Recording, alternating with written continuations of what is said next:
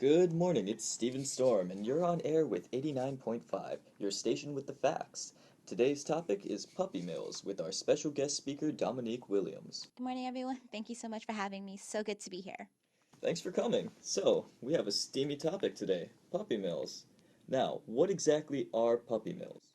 Puppy mills are an establishment that breeds puppies for sale, typically on an intensive basis and in conditions regarded as inhumane. Can anyone establish a puppy mill? Yes, there's no legal definition for puppy mills. Because of this, breeders are operating with no oversight. It's impossible to accurately track who owns a puppy mill, and an estimate is that there could be as many as 10,000 puppy mills in the US, according to ASPCA. That's outrageous. So, like 10 times the amount of animals being treated inhumanely. Yes, puppy mills are a serious problem. What are these animals' living conditions in the puppy mills? So, puppy mills, they are more focused on breeding dogs for profit. These conditions are far from humane. These dogs are kept in cages with wire flooring that injure their paws and legs, and it's not unusual to see that these cages stacked in columns. Female dogs are bred with no breaks after each litter.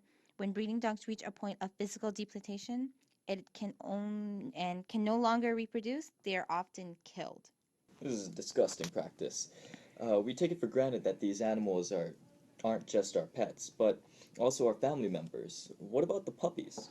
The puppies are treated the same way, but because of breeding methods, many of these dogs are prone to congenital and hereditary conditions, including heart disease and blood and respiratory disorders. Puppies adopted this way come home with diseases, anxiety, fear, and behavioral problems. What types of diseases? It all depends and ranges from parasites to pneumonia. That's horrific. If I recall correctly, you said they arrive at the homes in these conditions? That is correct, but not just homes. These puppy mills sell their animals online and to pet shops and stores. How deceiving. So, in a business sense, there's no quality to these poor animals? How cruel. This is true, but there are ways to help. Um, One, you could help make your local pet stores puppy friendly. Take initiative with dog lovers everywhere to help local pet stores implement puppy friendly policies by refusing to sell puppies in their store and support homeless pets and adoptions instead. Be an advocate. Offer detailed guides on working for passage of laws in your own community that will improve the lives of dogs in puppy mills. You can go to the Humane Society's website and download an advocate guide. Get your local newspaper involved, get the media involved. When you write your own version in a short, polite letter, it's most effective. People will read it, people get inspired, and people will help.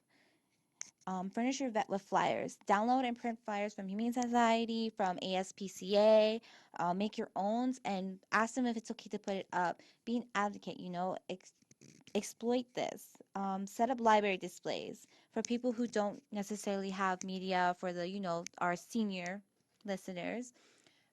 Have displays in the library so that they're also aware of these conditions that these dogs are in. Also, shop at our online store. Wear the gear that Humane Society has to offer or that ASPCA has to offer. Be a walking billboard for these poor innocent animals that can't defend themselves. Alright, and do you know the number or how these listeners can call to support or donate to help end these puppy mills?